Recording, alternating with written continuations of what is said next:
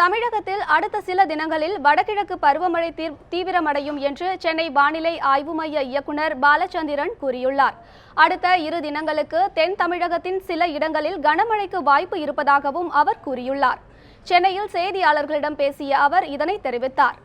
கடந்த சில தினங்களாக வலுகுறைந்து காணப்பட்ட வடகிழக்கு பருவமழை தற்பொழுது ஓரளவு வலுக்கூடி தூங்கியுள்ளது. தென்மேற்கு வங்கக்கடலில் இலங்கை மற்றும் தமிழக கடற்கரை பகுதியில் குறைந்த காற்றழுத்த தாழ்வு நிலை நீடிக்கிறது. கடந்த 24 மணி நேரத்தில் அதிகபட்சமாக நன்னிலத்தில் 8 சென்டிமீட்டர் மழை பதிவாகியுள்ளது.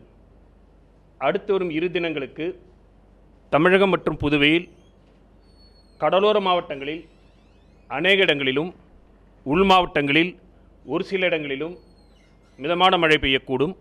கனமழையை பொறுத்தவரையில் தென் தமிழக மாவட்டங்களான குமரி, நெல்லை, ராமநாதபுரம் ஆகிய மாவட்டங்களில் ஓரிரு இடங்களில் கனமழைக்கு வாய்ப்பு உள்ளது.